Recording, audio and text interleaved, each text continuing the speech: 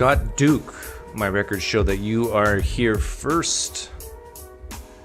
Top 5 names on my YouTube channel, Scott Duke.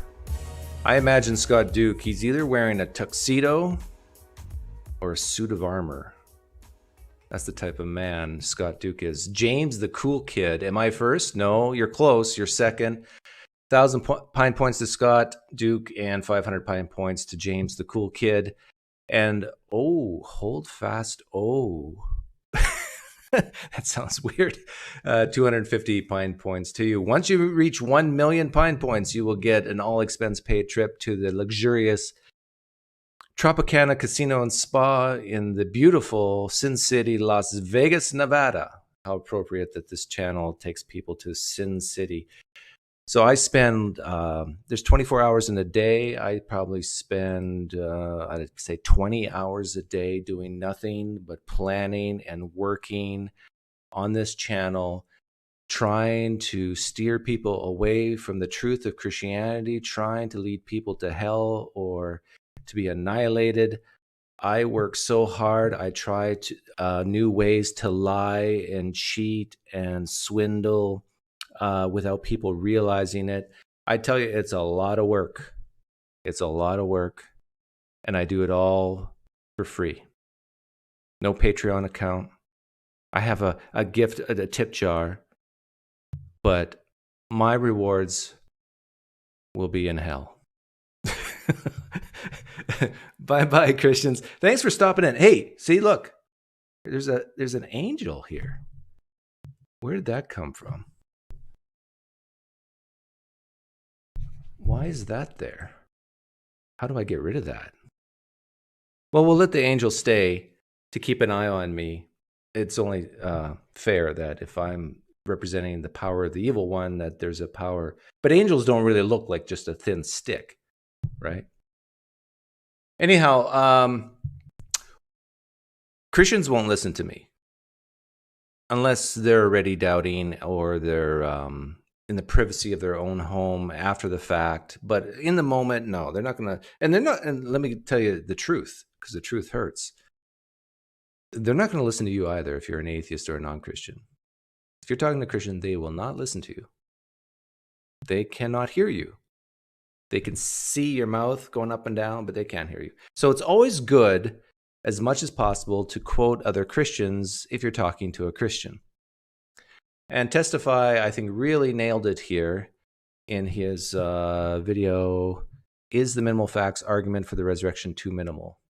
And it only has 1,426 views, published October 18th. I think it needs more views, so that's why I'm playing it here. In fact, I forgot to give it a thumbs up. And Testify, good job. In fact, oh man, do you have a Twitter account about? Yeah, you do. Here, I better take this off just in case something bad happens. Twitter, I'm going to tweet to you right now. What? It's Eric Manning? That's who you are? Is that right? Yeah, Eric Manning. And let me tweet you, and you're invited to come on in. Control C for copy. And I will tweet you. Control V for paste. Is Jesus alive is his Twitter handle. You are invited to talk to me and Satan about minimal facts. Please join us and you will lose your eternal salvation starting today. Okay. No, I didn't tweet that. Very good. I guess I'm super sending people to hell. Yes, Godless Engineer, welcome. Thank you for the $5 donation. You're going to like this if you haven't seen it already. He's so close. Testify is so close to realizing that all his hope, meaning, and purpose is going to go away soon. Here we go.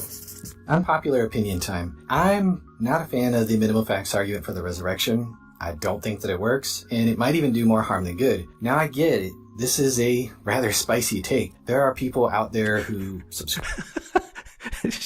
Shaquille O'Neal with spicy, because he sponsors spicy wings or something, right? Or some sauce.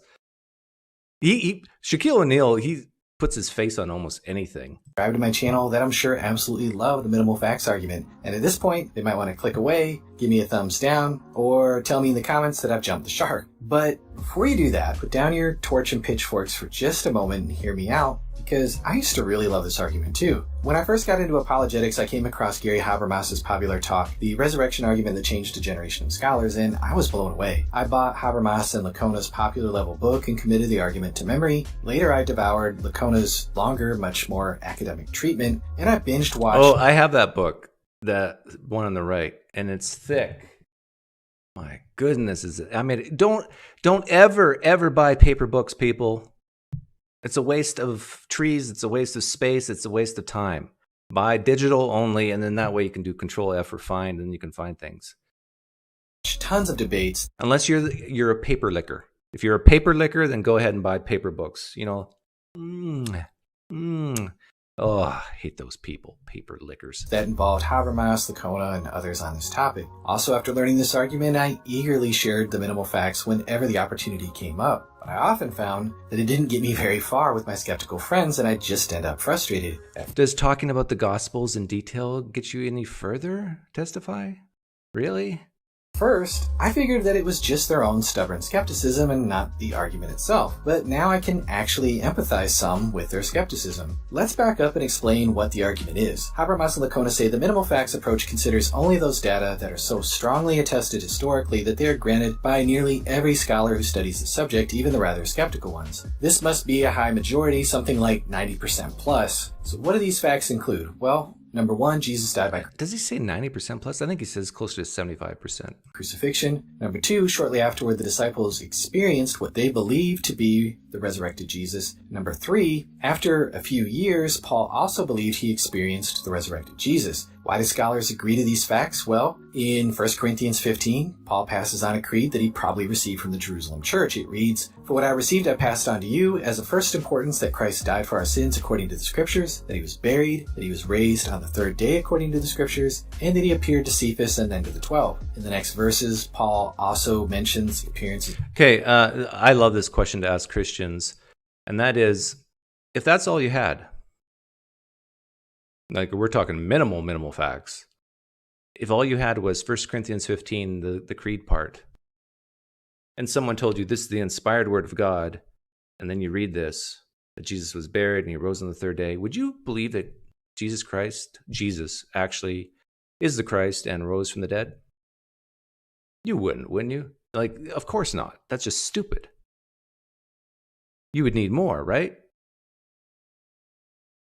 And this is why I absolutely love the flying man thought experiment, because you just start layering on evidence one at a time, and I tell you that your needle's not going to move. And if it does move, it's not going to move to the point where you're going to believe it for these reasons. Ugh, how many times do I have to say that? Paul also mentions appearances to himself, James, and 500 unnamed people. Scholars say that this creed dates back 1 to 3 years after the crucifixion. This is a debatable point, but it doesn't really matter that much to what I'm talking about here. Yeah, this is just an aside, but I don't care if it dates to 1 to 3 hours after. I don't think a reasonable person would believe if someone you loved came up to you, someone you trusted came up to you and said, "I saw someone rise from the dead."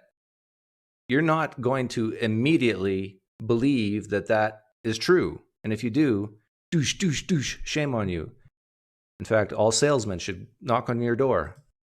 Habermas concludes Jesus' disciples had experiences that they believed were appearances of the resurrected Jesus, and the famous skeptical New Testament scholar Bar Ehrman concurs, saying we can say with complete certainty that some of his disciples at some later time insisted that he soon appeared to them, convincing them that he had been raised from the dead. Wow, so if even Ehrman is on board, that must mean that this is some amazing historical data, right?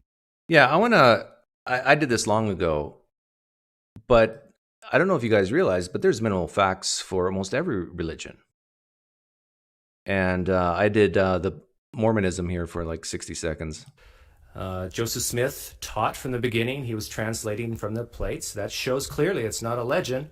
Joseph Smith's 3 witnesses, Harris, Cowdery, and Whitmer, at the same time saw the angel Moroni and the golden plates. They believe they saw the angel Moroni and the golden plates, or they reported it.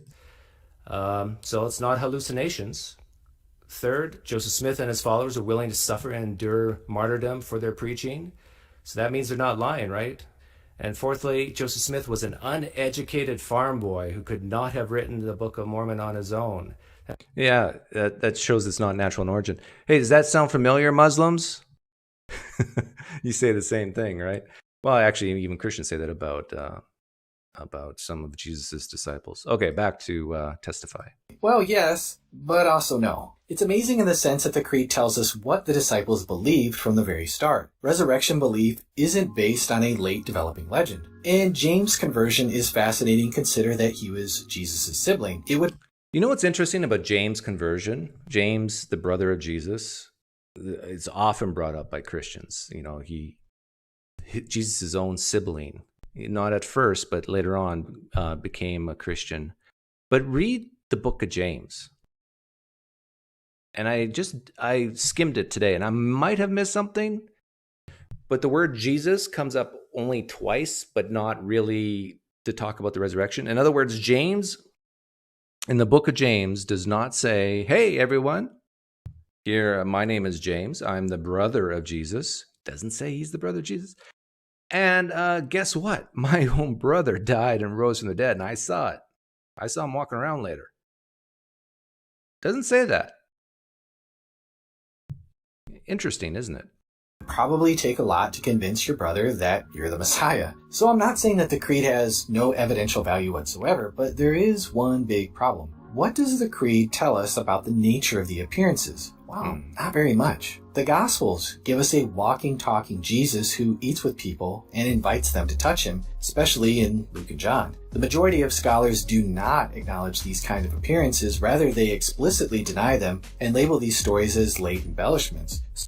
So yes, it's sort of... Did I hear right? We have a Christian admitting that the walking, talking Jesus, the Jesus that eats fish, is a legend by the majority of scholars. As a Christian saying this? My goodness, this is someone, we need to get some real true Christians in here and testify and bring him back on into the fold, because he's on the precipice right now.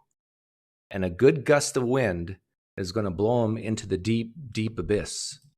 That these academics that are counted in Habermas' survey may acknowledge resurrection appearances, but 90% plus don't acknowledge that they were physical in nature like we see in the Gospels. What? I didn't even know this. Over 90% of New Testament historians or scholars say that it's not physical in appearance, the resurrection?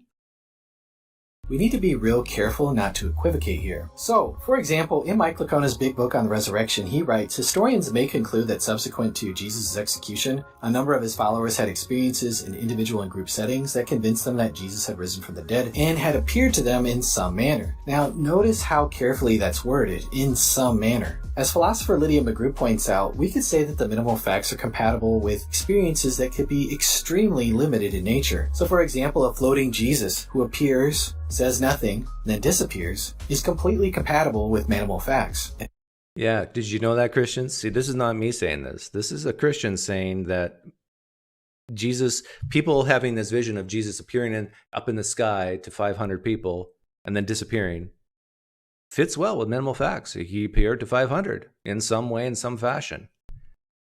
A Jesus who suddenly appears, then says all is well, and just sits there for 2 minutes and then disappears, is compatible with the minimal facts. Vague, fleeting appearances really aren't all that evidentially compelling. And a floating Jesus would not make us think that Jesus rose from the dead, rather that they saw some kind of apparition. And that is the Achilles heel of the minimal facts argument. It is very difficult to evaluate the rationality of the disciples' beliefs when we aren't able to describe in detail their experiences. Yeah, I've often said that what would be better evidence, I mean, 1 billion times better, is if we had 500 sketches from all 500 eyewitnesses to Jesus' appearance in 1 Corinthians 15. Sketch artist. Okay, tell me exactly what you saw. Describe Jesus. Well, he was about 140 pounds, 5'2". He kind of looked like Super Mario. And then the other one said, no, he was 6'2". He had blonde hair and blue eyes. I actually have a video of a Christian saying that.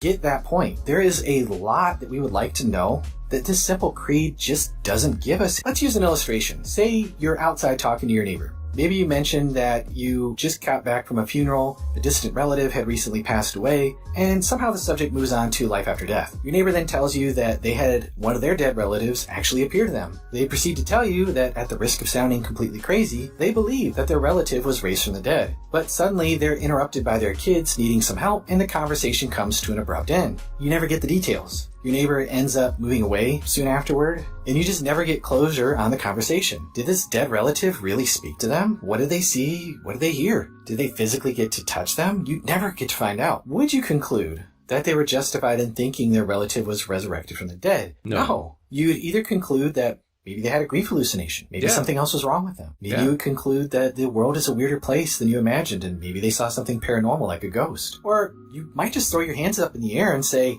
I don't really know what happened there. Now, you might be saying, well, yeah, but Paul mentions group appearances to the 12 and to 500. Well, sure, but most scholars don't grant group appearances in the sense that the average Christian apologist on the street might think. They can... Yeah, and the average evangelical Christian, when they read Jesus appeared to 500, you know what they're thinking. They're thinking, it'd be like me going to a big convention and going up to the front and every 500 people are seeing me. That's what Christians, a lot of Christians and a lot of apologists and pastors and preachers, that's what's stuck in their head. And Testify is telling you, that might not be the case. Easily suggest a combination of suggestion and pareidolia. Pareidolia is a phenomenon in which a person sees something unusual and points it out to others. Then other people, upon knowing what to look for, will consciously or unconsciously convince themselves. This is, I think Testify has seen my friend Kamil, his video on explaining this belief that they see in the risen Jesus and pareidolia. Did you see this, Testify? Did you see Kamil talk about this? If you did, like, you're paying homage to him. Notice the apparition and will in turn point it out to others. There are plenty of things that we know that are like this involving large groups of people, like some reports of Marian apparitions. Now, don't get me wrong, I think this is an absolute terrible explanation for the resurrection hypothesis, but... No, why is it terrible? If you're using minimal facts, it explains all the data. But can we effectively get around that simply by using the minimal facts? Well, no, not really. This is what I'd run into all the time in discussions with skeptics. The minimal facts don't really move the needle all that much. At best, they might have you conclude that something weird happened. And I'd argue that we can't really use them in a way that would give enough weight for a skeptic to change their mind, conclude that a miracle actually happened, and commit their life to Christ. Yeah, this is where Testify, I think I disagree with him. Testify thinks that the minimal facts argument is for non-believers. That's your mistake, Testify. The minimal facts argument is for you. It's for believers who already believe this stuff. So when they doubt, that they don't feel too bad, that their angst is down at a minimal level. It's to build the confidence for people who already believe this stuff. Now, I could be wrong, but is there anybody here listening right now who was completely a non-Christian, wasn't born and raised in it, and didn't even care about it? Someone presented the minimal facts argument to them and they gave their life to the Lord? Really? I don't think so. We're going to need the touch me and see risen Jesus that we find in the Gospels in order to do that. But the minimal facts apologist has... See, did you catch that? I agree with him so strongly here. ...will actually happen and commit their life to Christ. We're going to need the touch me and see risen Jesus. In order to convert people, we need the touch me and see me Jesus. The Elmo just popped in my head. Touch me Elmo. You guys ever that Elmo doll? Can you find... No, that's a different doll. I don't know. My kids had these dolls that... But anyhow, the touch me and feel me Jesus sounds kind of seductive. But yes, testified, this is what it would take for me and many other people to believe that, well, then again, you're still stuck with how do you know this is the Jesus from 2,000 years ago? Can you radiocarbon a resurrected body? That would be weird. I don't even know if a resurrected body contains carbon 14. I don't know. But you get the point. We need to see, guys like me need to see someone who's been dead for a long time come back to life in the name of Jesus. And we see them and we touch them and we eat fish with them. We don't need, what's not sufficient is a book that's about 2,000 years old saying that this happened. Now, I hear the arguments. Well, Doug, 2,000 years from now, people are not going to believe that someone rose from the dead if it happens today in 2021. Well, yeah, I understand that. But if the whole point of this is for God to save people so none shall perish, God should be in the business of raising people from the dead at least quarterly. I think every earnings season with the corporate stock market, Jesus should raise someone from the dead. Every 3 months in every country of the world. It's still rare enough that we can say it's a miracle, but not so rare that we can't say, okay, on such and such a date, get all the TV cameras, get all the people, Jesus is going to do his power. I tell you, you could rip up the Bible at that point. You don't need no stinking Bible at that point. People will believe at that point. And for the skeptics who still don't believe, they can go look for themselves. Just wait another 3 months. Are you listening, God? Isn't that a great idea? Isn't that way better than a 2,000-year-old book?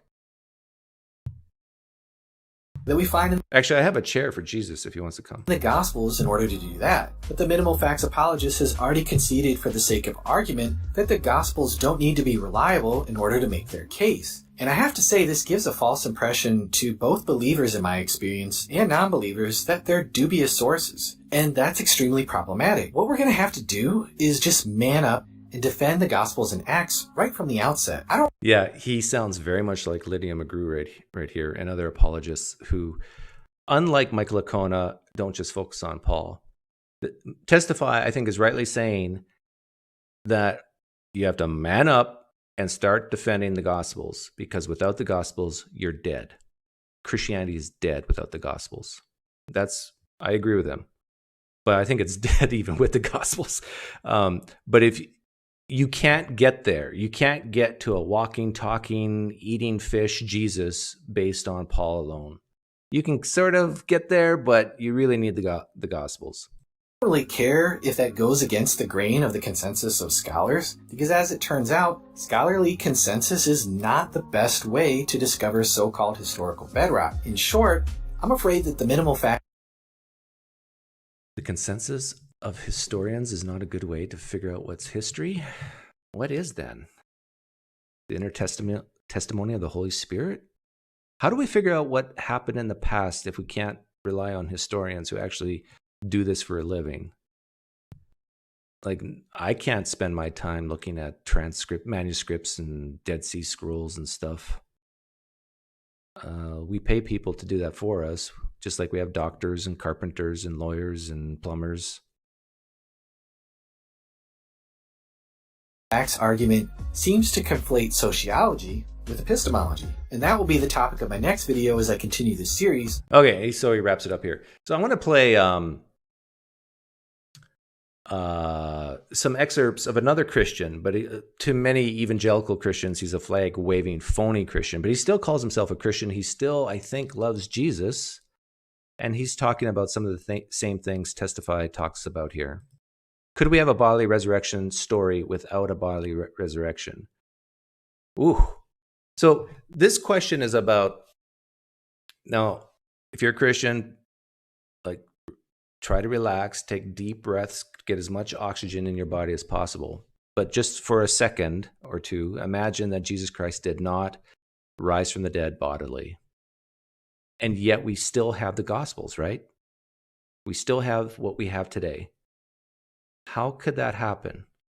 How could it be true that Jesus Christ did not rise from the dead and the Gospels still exist? Here's Christian New Testament historian Dale Allison to answer that question. But with regard to the physicality of the appearances, it makes sense to me that even if those things did not happen, it would not be unexpected to find them in the text, because they serve apologetical elements. You know, the Gospel of John is related to 1st, 2nd, and 3rd John, and there's some sort of interaction with a proto-docetism or something like that. The importance of Jesus physically coming in the flesh is there in John's world. And in Luke, this serves an apologetical motif, that is, Jesus is not a ghost. And of course, that's one of the things people have always said. The disciples saw a ghost, or they hallucinated, or so on.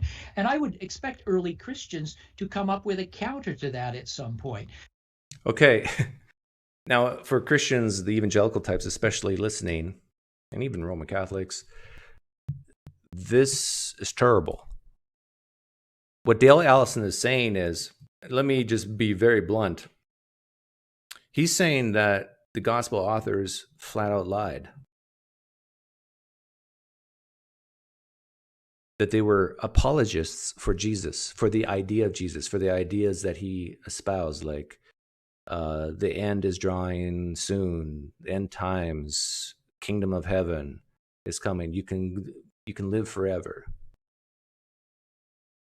Now, is that far-fetched that the authors of the Gospels could have made up a story that doesn't reflect reality? In other words, let's just be blunt. They lied.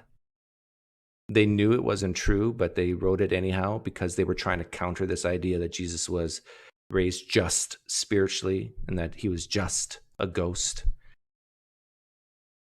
Well, I dug deep back into my old videos and I found Inspiring Philosophy talking about ancient Near East people and the concept of lying. Okay, let's go look at John 7. Show me where he lied. His brothers go to him and say, "Are you going to the Feast of Booths?" And he says, "I'm not going to the feast." Now the King James adds a curveball there. They throw in the word "yet." I'm not going to the feast yet, so Jesus doesn't lie. In reality, though, okay, Jesus actually did lie. Now this isn't a problem in terms of ancient Near Eastern context, because lying could be considered a virtue for the same. This, to quote Inspiring Philosophy, lying's not a problem in the ancient Near East context. In the ancient Near East context, lying can be considered a virtue. Now, some of you Christians are going, what in the world is Inspiring Philosophy saying here? Now, let me steelman him. I agree with him here, and I'll give you a very simple example where you, the Christian, will agree as well, that lying can be a virtue. And the classic example is you're hiding Jews during World War II. The Nazis knock on the door and ask, "Do you have Jews hiding in your house?"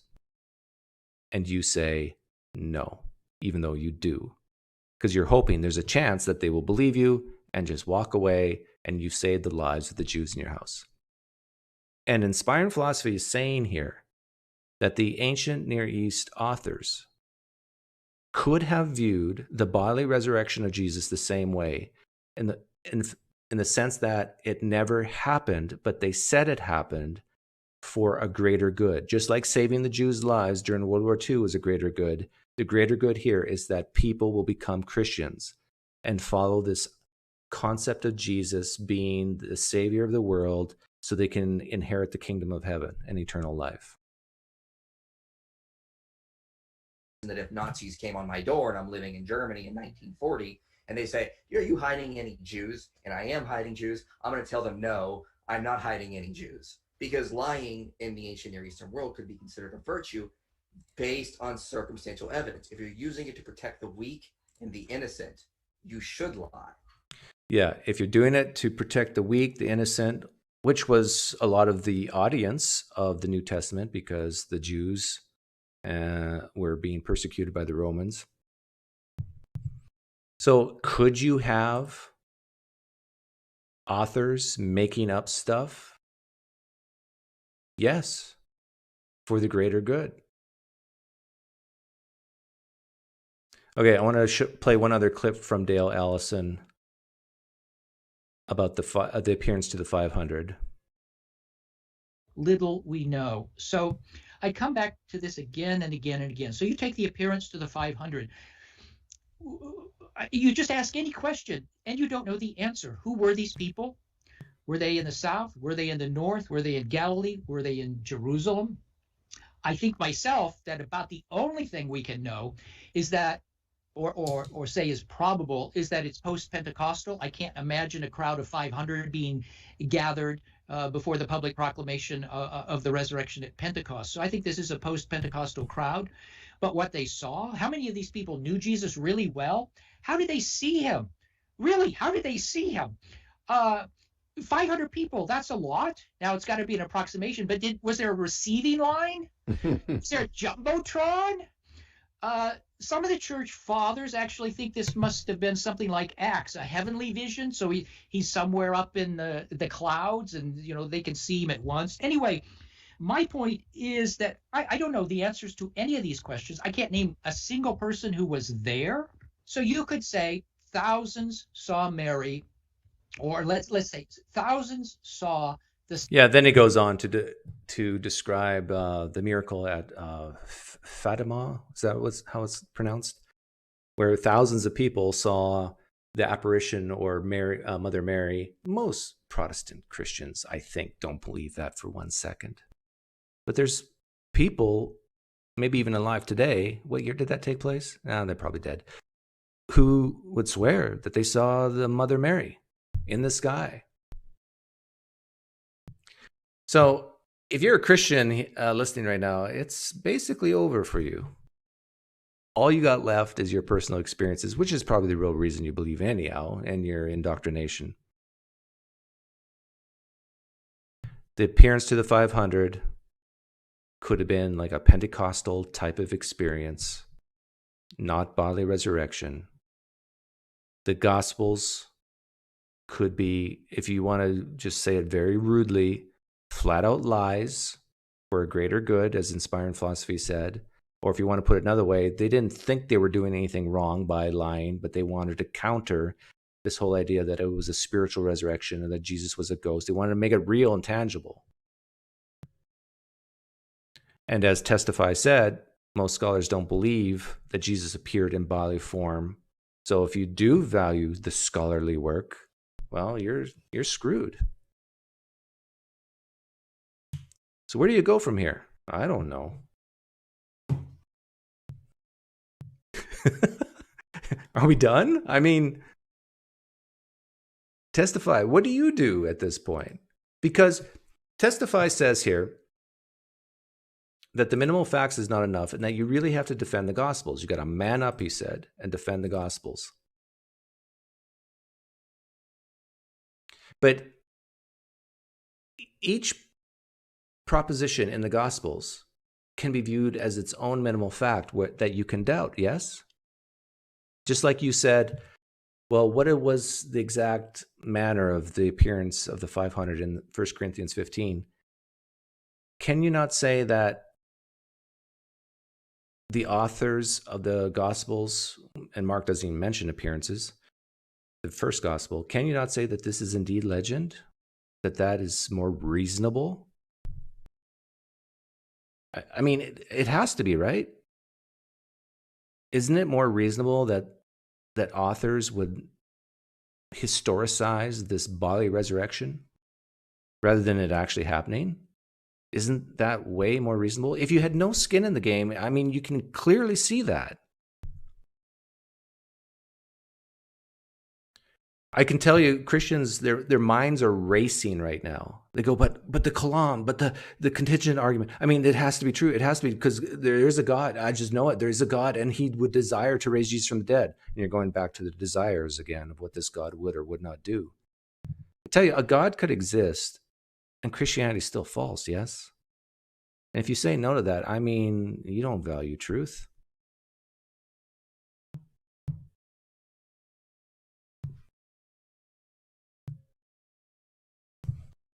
Testify, are you here? I need you to testify.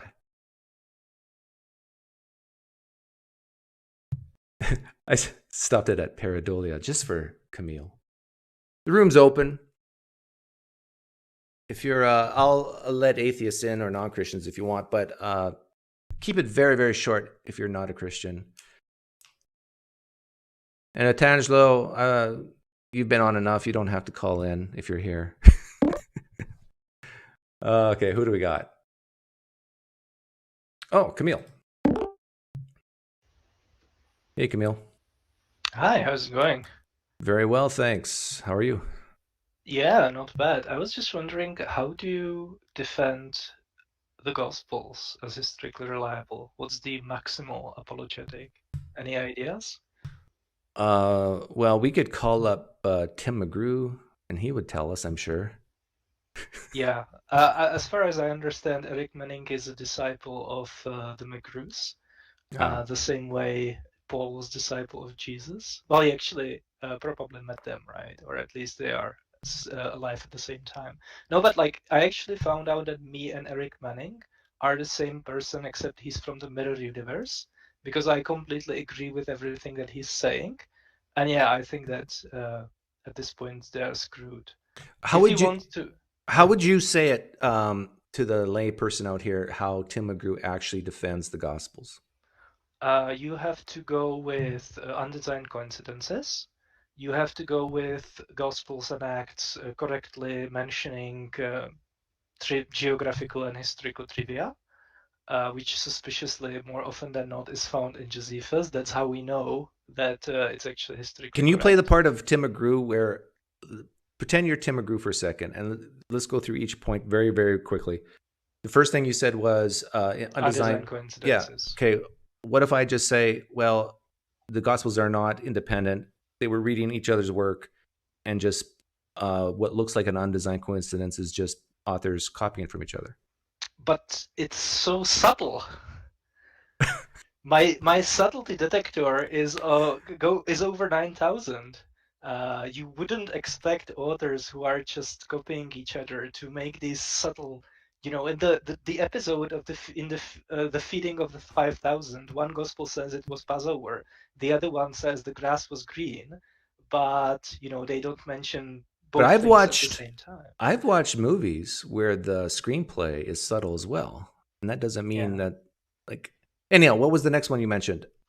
The Book of Acts correctly mentions really minute historical details that are very obscure. It correctly names it gives a correct title of civil servants in the island of Malta, which was very unusual. It wasn't like common around the Mediterranean. Okay, I got it. So now you're Tim McGrew. There's many fictional novels that mention real people and real places. So what? Well, I mean, this is just common in ancient history that when you have a source that correctly mentions a lot of historical details, you think they are probably correct on things that you can't directly verify. So the parts that you can verify actually give credence to the parts that you can't, right? Okay. So pretend you're Tim McGrew. Okay. Tim McGrew, what's the square root of 36? I don't know. 6. You don't know square roots? Okay. Yeah, I don't know what it is, but I don't know. Oh, okay. So let's say you answered that one correctly. All right. I would know 25. What's the capital of the Czech Republic? Prague. Approximately how many miles is Prague from the eastern border? Or kilometers? 300K. 300K. Okay. Name a bordering country to the Czech Republic. Germany. Okay, you got all these answers right. Now, if you told me that your great uncle was dead for 6 months and rose from the dead, because you gave me right answers to all those questions about the geography of the Czech Republic, should I believe you that your great uncle rose from the dead? Well, I mean, it depends if you think that people can rise from the dead, right? Should I believe that in this specific case, based on your claim that your uncle rose from the dead, that I should believe it? Well, I mean, if you think that like a prior probability of miracles and resurrections is not super low, then yeah, like at some point, if you have a really good source, Do you believe it's then super low that resurrections happen? no, I think we can get it reasonably high. Have you read Greg Keener? Oh There my. was a girl in Africa that was poisoned by a snake, and the mother rushed her to a priest, and she was raised from the dead. How did they know that she was actually dead? Oh, you have to ask Greg Keener. I'm sure he has amazing medical documentation. Do you think? Okay, end scene. Do you think he would answer this way? Yeah, I think he would either go with, because he understands the process, so he either has to present evidence that's like raises the probability that the gospels are actually like record what was written. That's why it's so important for them to establish that they were written by eyewitnesses, that there were still people around that could debunk like false claims in them and stuff like that. Or they actually have to raise the prior probability, so they have to lubricate your mind to think that yeah, there's probably a God who like is interested in sin and stuff like that. So yeah, it's reasonable he would become incarnate and die so that the sins can be atoned, right? So it's either one of these two, and they are kind of going for both. I just invited Jonathan McClatchy in. All right. We'll see if he wants to. Actually, Jonathan, if you know Tim McGrew's phone number. And of course, the problem is that if you think that it's really reasonable to believe that, for example, God would become incarnate just based on general arguments that have nothing to do with Jesus specifically, then you might be raising the prior probability. But at the same time, you are providing really good naturalistic explanations for how someone would be convinced that someone they knew was God incarnate, right? Because they just might be convinced that there are really good arguments for it. So that's like a double-edged sword. If you can establish that something like a resurrection is very, very plausible, then it also becomes probable that someone becomes convinced of it because it's really, really plausible, right? Because they think that. Yeah, it's even Christian. Jonathan's here, and Jonathan, you can tell me if I'm misremembering, but I remember asking Jonathan, how many resurrections do you believe happened? Or no, someone else asked him that. I watched it, and he said one. And it's how can you say that the prior probability has to be low if you just believe one resurrection that has ever happened in history, right? I mean, it depends if you go with frequencies, right? Because there are different ways how to cache prior probabilities, and just going by number of known instances is one of them. But I think the prior probability is low pretty much independently from how you hashed it out. There isn't like a way how to estimate prior probability that gives you a very high prior. Yeah. What's interesting is... But I think he says that because he wants to draw a distinction between Jesus' resurrection, which was unique, and revivification or resuscitation and stuff like that. Which, if you think about it, like if you take all of the resurrections that are recorded by Craig Keener and other people, how many of those people were resurrected after 3 days? Probably not that many, right? And I think this is actually really important. Yeah. Because if it was hours, then naturalistic explanations become very, very plausible. Yeah. But if it was actually the case that someone like was thought dead for 3 days and they started, their bodies started disintegrating and then they were raised from the dead, that would be really difficult to explain naturalistically. So how many cases like that are there where we have really good medical documentation, I don't think there are any. Yeah, that's zero. And that's why I've said to Christians when they ask me, what would it take for you to believe? I mentioned the water-soaked napkin, but also my sister has been dead for over a year now. Bring her back to life. There's thousands of people who know of her and could testify that she indeed was dead and that you can interview. And we got pictures and video of her alive. We got pictures and video of her in the coffin. And yeah. That would be even better than, far better than what we have for Jesus. Jonathan is probably conflicted right now, Jonathan McClatchy, because we're all agreed with Testify that the minimal facts argument's no good. but yet Yeah. he's Yeah, conflicted. I mean, I absolutely get them. Like, I understand where they are at and how they got there. I just think they are screwed, you know, because normal people are not going to buy this. Like, if you go with maximal facts and you present two alternatives, either the Gospels were actually written by like eyewitnesses, they are historically reliable, and there was a guy who actually walked on water, or the story about a guy walking on water is a product of a long telephone game of build like these stories building out about a guy who actually existed and preached and stuff like that. And it was written down only when there were no people who could debunk it, or they would be people who could debunk it, but they didn't actually care to do it because Or they were lying dead. was a or lying was a different thing in the Near Eastern context, right? I think it's entirely possible that the Gospel of Mark is fiction, and the author gave the manuscript to Peter to read, or he read it to Peter. None of it was true for the most part, and Peter said, "Good job, faithful servant. I approve of this message." I think that's much, much more plausible that that happened than the resurrection. And nobody, not even the author, neither the author nor Peter were being deceptive, right? I think it was absolutely acceptable to write fiction like this if they had good enough reason. But if we were to find the author of, let's say, Luke, and look him right in the eyes and say, okay, you just wrote this, that Jesus rose from the dead and appeared to people. Did that actually happen? What would Yeah, Luke that's a great question. He would say, I believe that Jesus was raised from the dead bodily. I believe that after Jesus died, he appeared to people.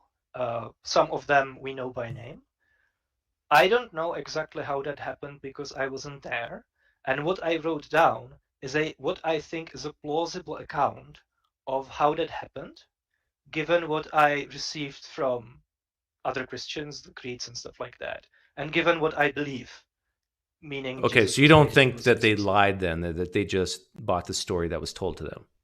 I mean, that's more probable than an actual resurrection, but I think you don't have to think that. I think the way how ancient historians wrote was that they tried not to contradict their sources if they thought that their sources could be telling the truth.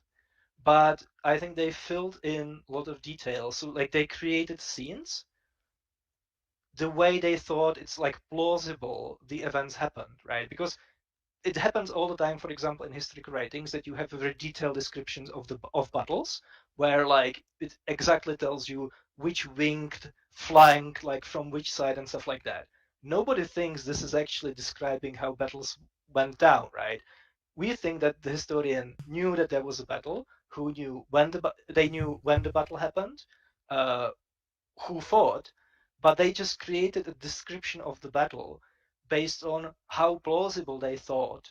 Uh, they give like a plausible account of how a battle like this could have gone. And there are actually many, many examples where in historical writings where we can tell that this is going on, right? Because, for example, a historian says at the beginning that there was a river in the middle of the battlefield separating the armies, but then later in the description they completely forget that that river is there, right? They have the armies make movements in the battlefield that would be impossible if really there was a river, right? Which kind of shows you that, yeah, the historian set the scene up, but then he got fatigued and forgot the detail. So he created a description which was inconsistent with that. Oh, yeah. Author fatigue. There's a couple examples of that in the Gospels, right? Yeah. Yeah. Okay. Well, I want to give some Christians a chance to come in. But yeah. Yeah, it was nice talking. Yeah, absolutely. If you're a Christian, come or hop right in. Yeah. And Jonathan, you're still welcome to come in. Or Tim McGrew. Okay, take care, Kamil. Thanks for having me. Yeah. Yeah, if Tim McGrew comes on, we'll talk about the Flying Man.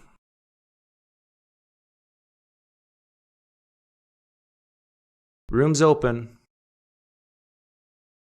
I would love to have a Christian come in who thinks the minimal facts argument is good. Give the other side. Or Mike Lacona or Gary Habermas, if you happen to be listening, don't be shy. Come on in. The water's warm, lukewarm. I said that because of Revelation. Spits you out. Fundamentalists laughed.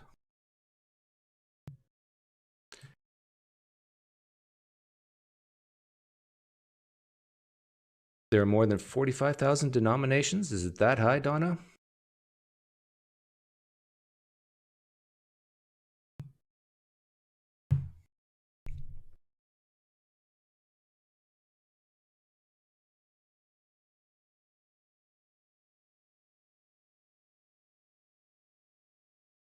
If you're a Christian, all you have to do is press the link that I pinned, and you'll come into a room like Kamil did.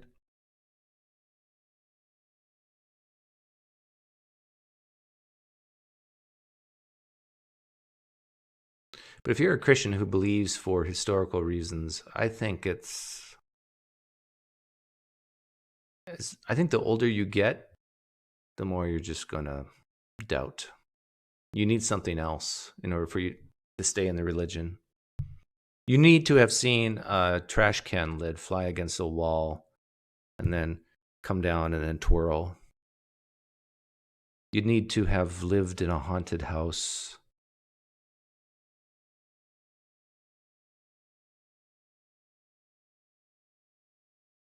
You need to have had something happen to you that you just are convinced cannot be a coincidence.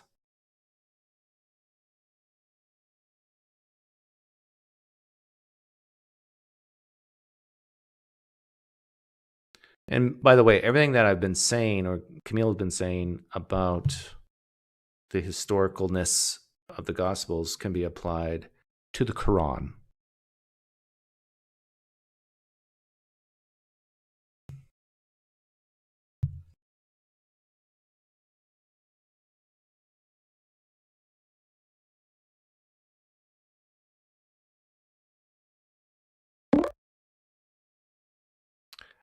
Perfect Dawa.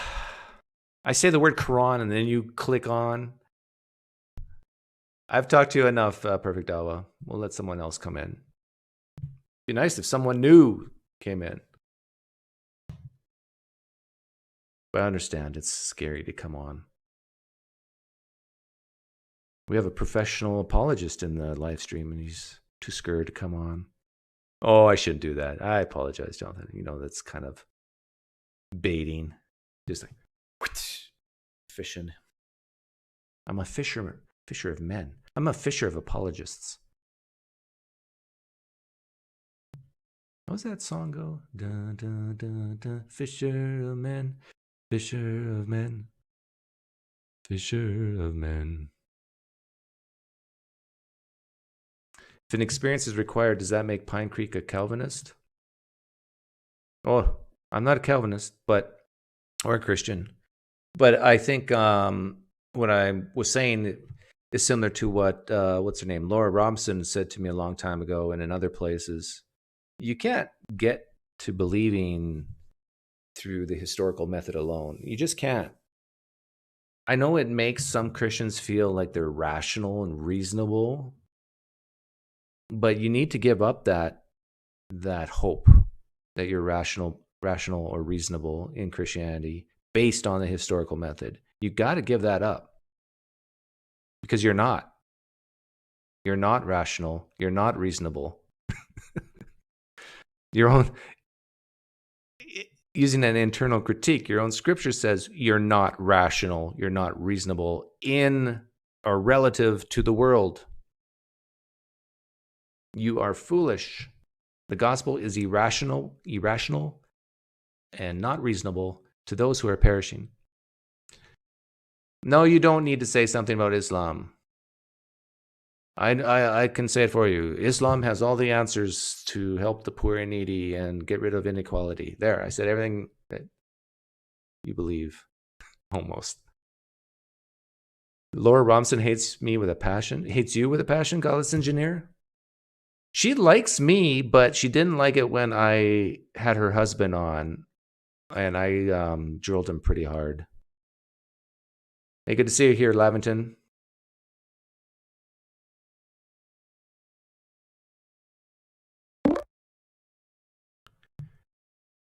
What do we got here? Dr. Kipp. And I drilled him pretty. Hey, you're on. I'm not a Christian. Not yet. We're working on it. Okay, I could play one though, maybe. So what do you think of the minimal facts? Not much. I mean, I made this point on a stream yesterday. There's a huge difference between accepting the historicity of Jesus and actually believing that the historical case itself is a very good one, because it's not. And the minimal facts, I mean, what are they now? I'm not very good at keeping track. Well, it used to include the empty tomb, but some people don't include the empty tomb anymore. But the disciples had experiences that made them believe that Jesus rose, changed lives, that Jesus died. It's all very plausible. I think it's, in terms of historical plausibility, there's no problem with that. I beg to differ a little on the empty tomb, mostly because, yes. So there's a possibility that the dead Jesus was buried in a tomb. It's most likely though that he was either tossed into a trench grave or given a proper burial, not in a tomb. So, I mean, yeah, but I mean, they're all fine. The minimal facts are fine, but they don't get you. Well, they certainly don't get most people to where believers want them to be. Yeah. Hey, Godless Engineer. Godless Engineer's in the live stream chat, and he said you called SJ out the other day. What did you call her out on? Oh, yesterday, I told her that she's a bad scholar. Wait, she's not a scholar at all, right? She actually is. So she's this is what I mean. She's got a PhD in like business administration of some sort, and she teaches at a college. And I mean, I was calling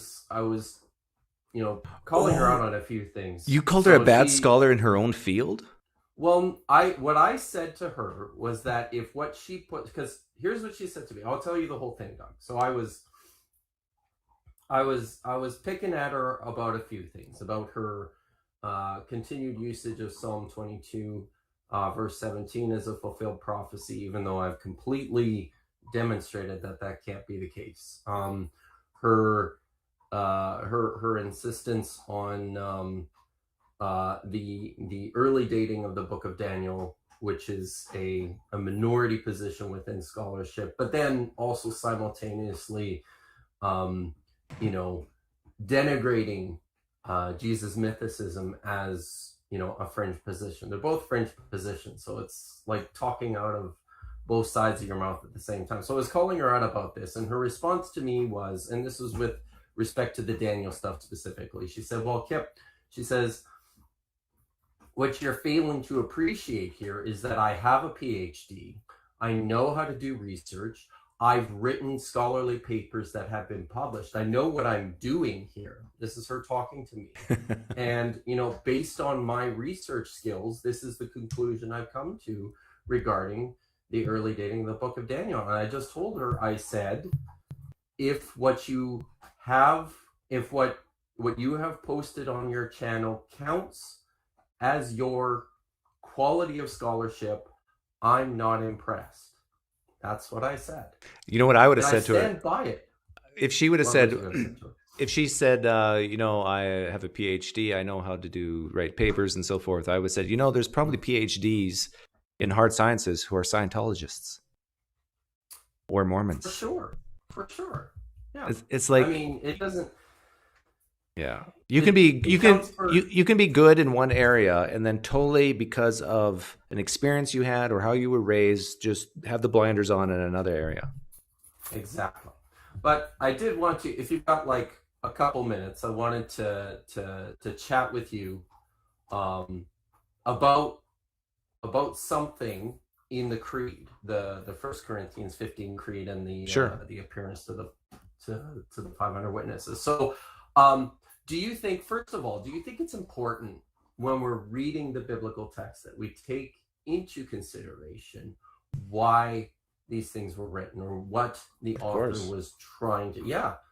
So I continue to think that this creed, and in particular the focus on the 500 witnesses, is something that is badly misunderstood by modern readers, all modern readers of the text. And it probably stems from this idea that,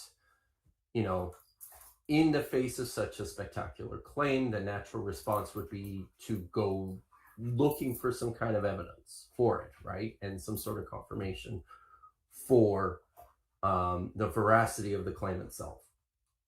So we tend to read that onto what's going on in the creed and saying, well, he appeared to 500 witnesses, as if, you can go and check it out with them. This is the Andrew Loke apologetic. It's a pretty common apologetic, right? That these are people that are around that you can actually check things out with. I really don't think that's what's going on in the creed, and why Paul even brings it up in 1 Corinthians. And the reason for this is because of what follows it.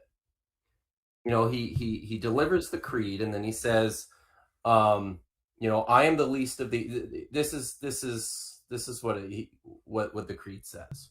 For I handed on to you as of first importance what I had received, that Christ died for your sins in accordance with the scriptures, and that he was buried, and then he was raised from the dead in accordance with the scriptures, and that he appeared to Cephas, then to the 12, and then he appeared to more than 500 brothers and sisters at once.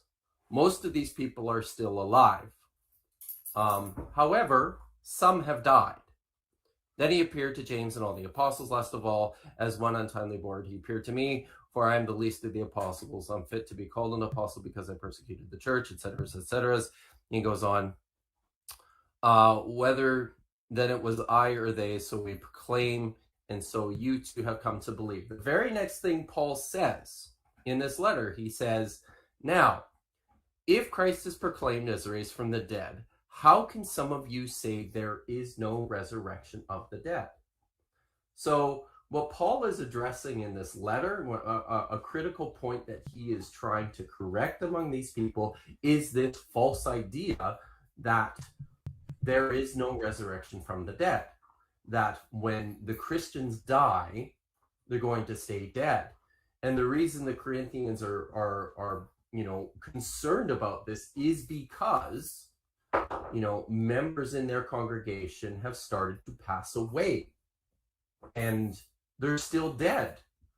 Because if you remember, at this time, there is a strong belief that the resurrection of the dead was something that was imminent, that it was going to happen within people's lifetime. So what Paul's getting at in his recitation of this creed and in the employment of this appearance to the 500 is not that there's 500 people, some of whom are still alive, and you can go check it out and make sure that what they saw was legitimate. No, what he's saying is there's 500 people who saw him alive, and a bunch of these people have died and they're still dead. So if people who actually saw Jesus died and are still dead, then who do you think you are that you should, have any sort of special placement to experience the resurrection before any of these people? Do you get what I'm getting at? You're saying, okay, that it says Jesus appeared to the 500, but those 500 are all dead? Not all of them are dead, but some of them have died, and they are still dead. Okay. In spite of having seen the risen Jesus, they're still dead. We're expecting the resurrection of all the dead.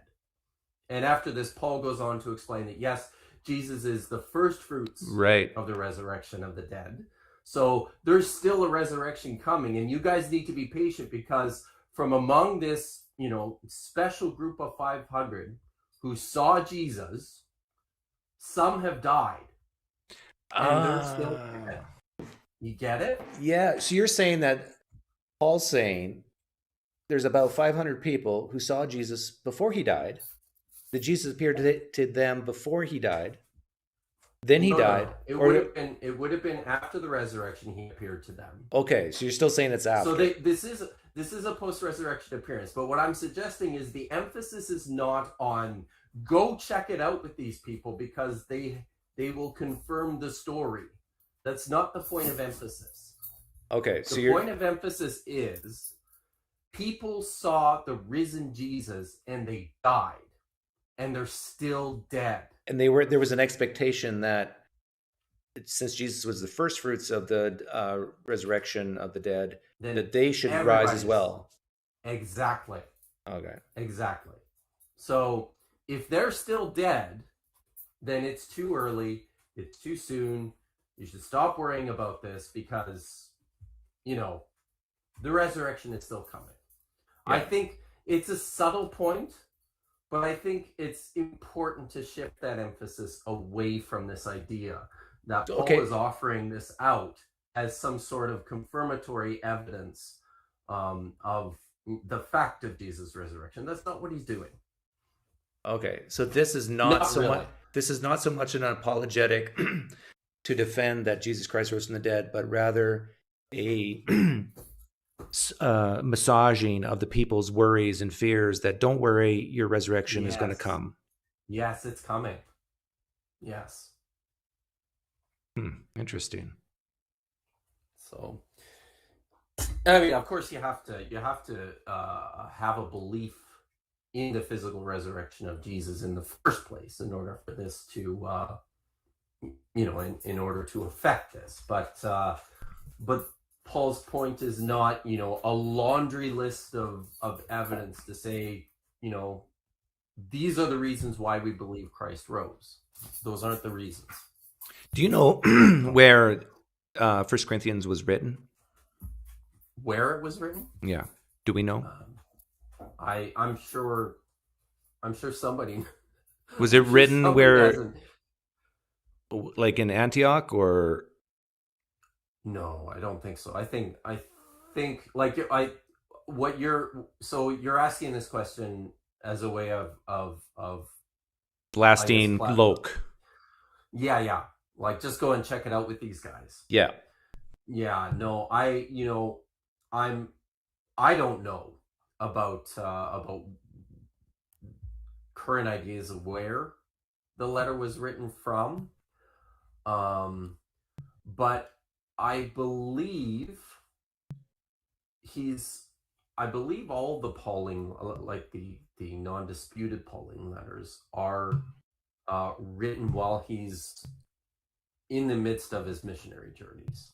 So he's probably not in Antioch when he's writing. Of course, I don't know, but it's a good point, though.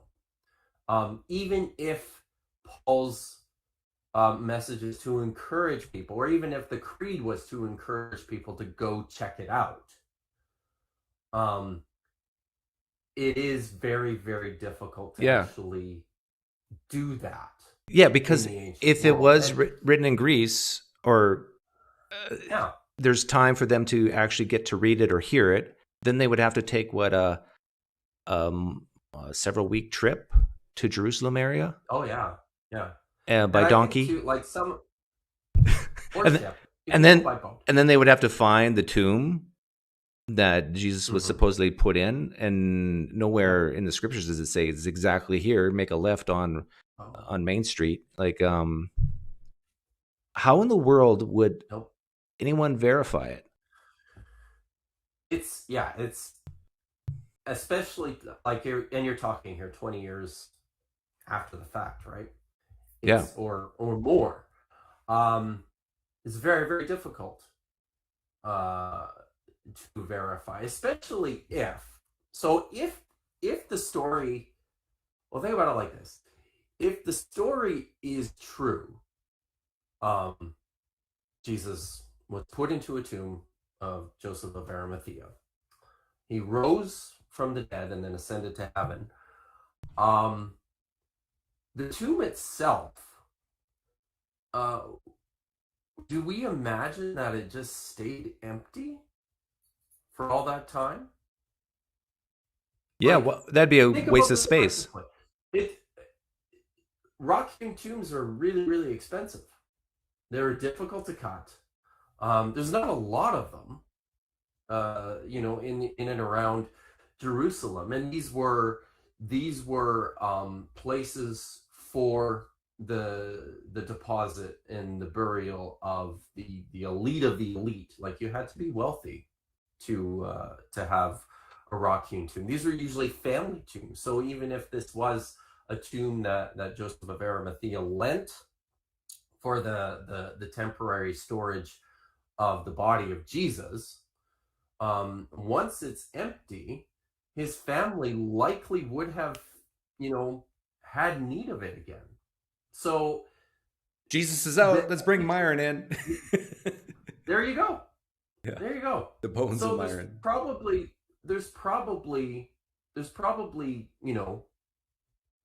more ossuaries, the bone boxes, being stored in this tomb after it was used for all of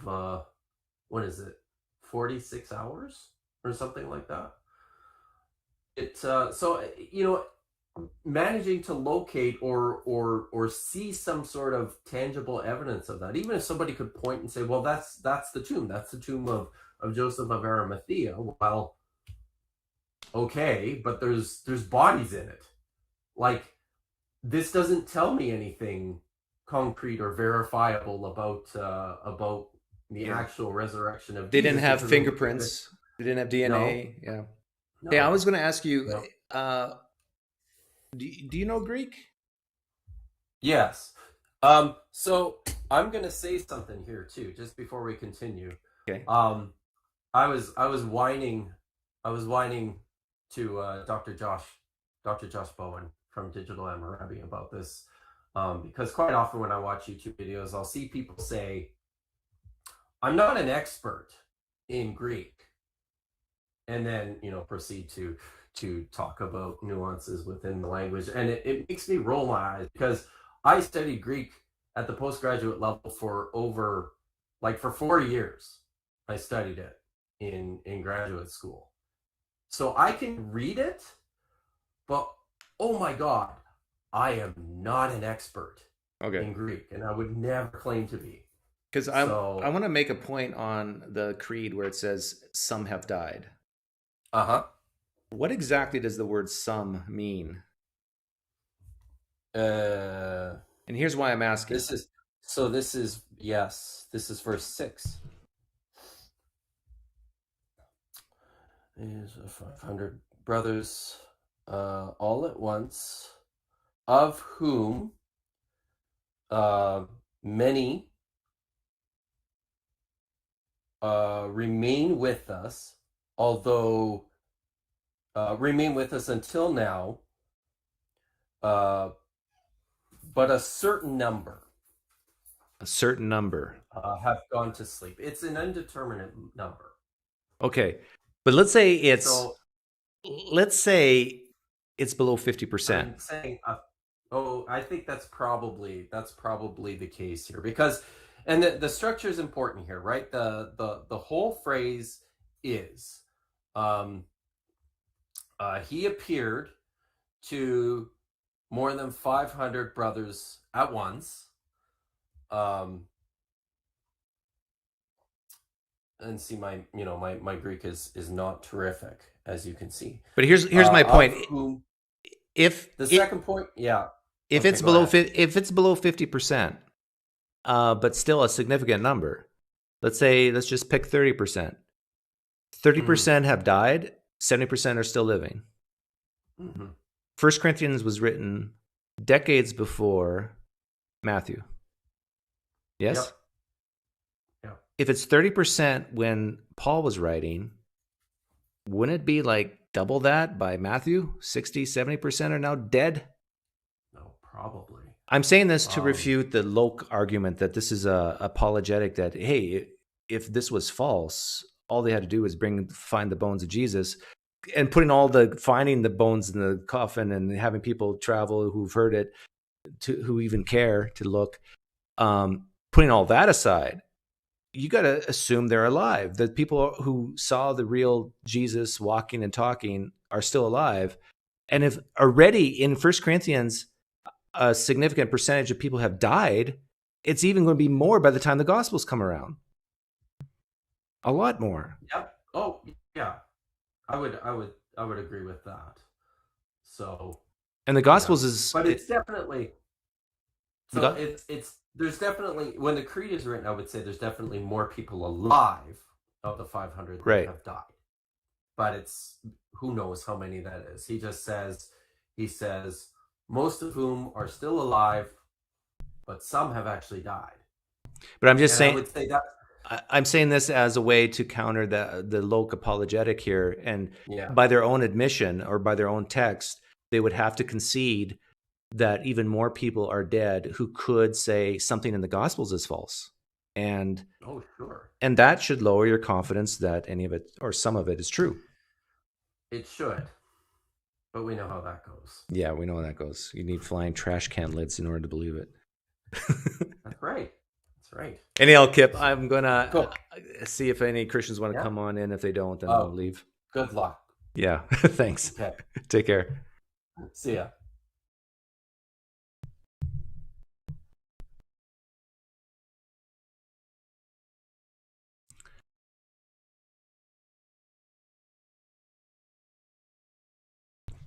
Hey, welcome, Jesus is Lord. Yeah, he did. Jesus is Lord destroyed me the other day. It's amazing. I still have a YouTube channel. I'm trying to think of advice for dealing with people on the internet like Jesus is Lord, or like so many. I made a comment on Council of Trent, a Roman Catholic channel, the other day, and I tell you, you just get a flood of people who just want to push back on everything you say. Show us where the trash can lids hurt you. Yeah, well, not even Mike Lacona can show you because he heard it secondhand. Room's open. Last chance for Christians to come on. There's a Christian who still believes the minimal facts is good. I mean, your own Christian Testify says it's not. Jonathan McClatchy, I think, says it's not a good argument. Lydia, Tim McGrew don't think it's good. It's the McGrews versus the Laconas and the Habermasses. Fight!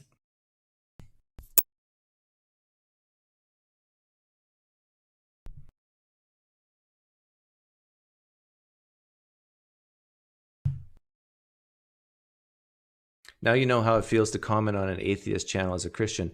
JG, excellent point. I'm going to give you 500 Pine Points for making that comment. Yeah, if you're an atheist and you're talking to a Christian, you find areas of agreement. You don't always have to push back. In fact, maybe a good piece of advice is, and I've done this sometimes, but maybe I need to do it more, is just say, look, I don't care if you're a Christian or not. I'm not trying to deconvert you. So just relax. And I'm sure you're a bright person. We have a disagreement here, and we can agree to disagree. But the thing is, we should be able to say to someone, I think your belief here is stupid, without the other person being offended or defensive. Like, I know that there's Christians who think that I'm stupid or stubborn or hard-hearted or any bad thing you want to say. But it doesn't bother me because they're strangers to me on the internet.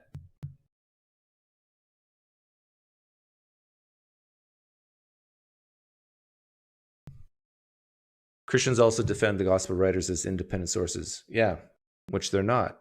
In fact, I think I have a clip of Dale Allison admitting this. Do I dare find it?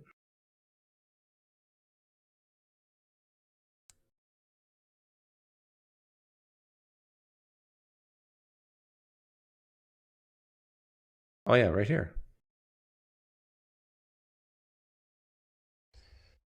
Are the Gospels independent accounts? Answer, no. So first of all, there's a problem for evangelical scholars because I don't think any of these people are on traditional theories of authorship independent of each other. So if you think Mark was written by John Mark and Luke by Luke, they are together in Paul's epistles. They're hanging out together. They're talking to each other. And the author of Mark is talking to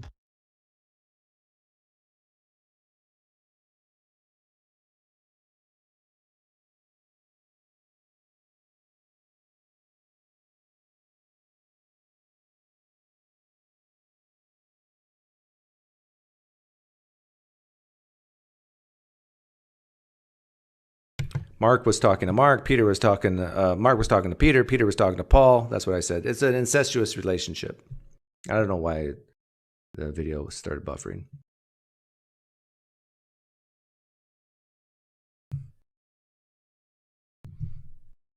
Yeah, I know. I was muted, Sandals. It was just for a couple seconds.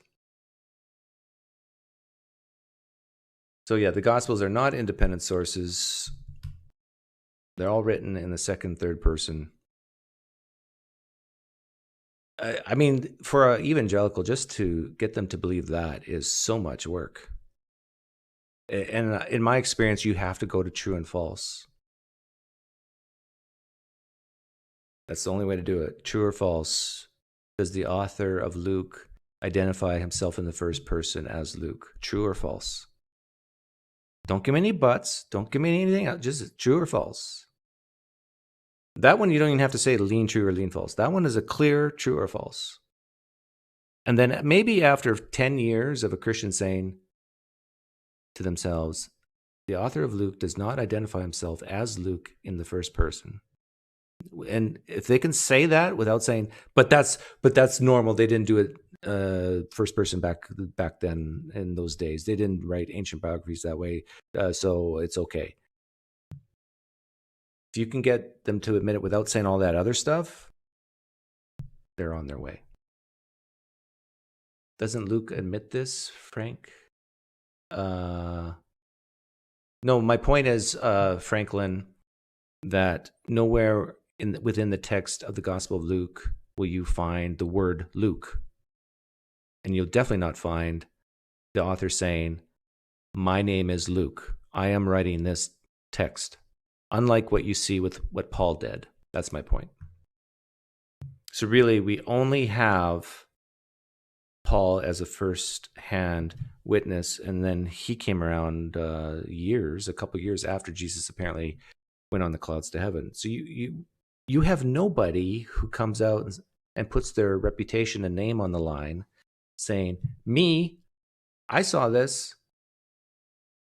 James, maybe, but oh no, yeah, James, and there's dispute if James actually wrote the book of James. But even James, he identifies himself in the first person, but he doesn't say, I saw Jesus rise from the dead, interestingly enough. Same with Peter. Isn't that weird? First Peter and the book of James actually identify themselves in the first person, like Paul did, but don't claim to see Jesus rise from the dead. I mean, they don't come out and say it. From the Christian lens, of course, they're going to say, well, it's implied. Of course they believe this, blah, blah, blah. But read it for yourself.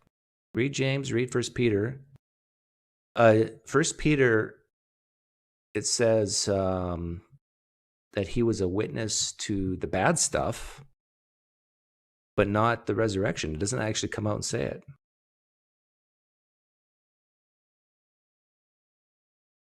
Yeah, and if James was illiterate, how did he write James? Well, he hired a scribe because he was wealthy.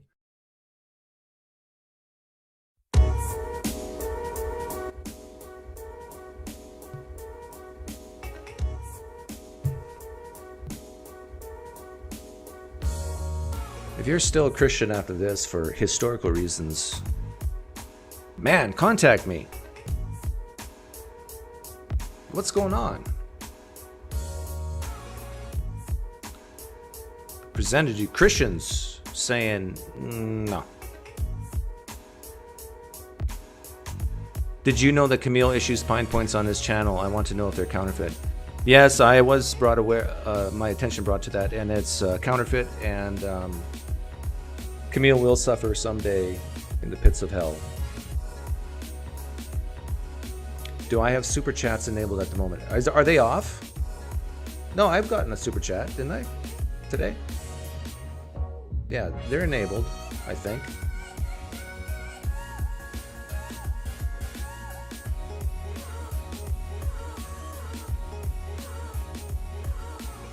Oh, I might have set the super chats that only donations above $25. No, I didn't. 4 Gospels are 4 points of view to have compare Gospels to get a more in-depth understanding. That sounds nice. It sounds like a nice cliche, truth seeker, but the real question is, if we had a video camera, would we have seen Jesus walk around after he died? In other words, did he rise from the dead? Would we have seen Jesus walk on water, tell the winds to die down if we had a video camera? That's the real question. All the rest of that hinge on those things.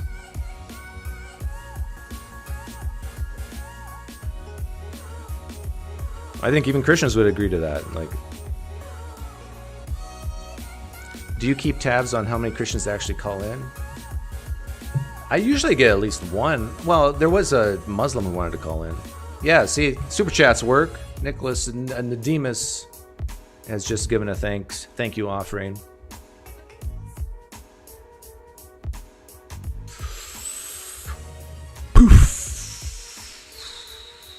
My apologies to Testify. He was waiting in the wings, but we ran out of time.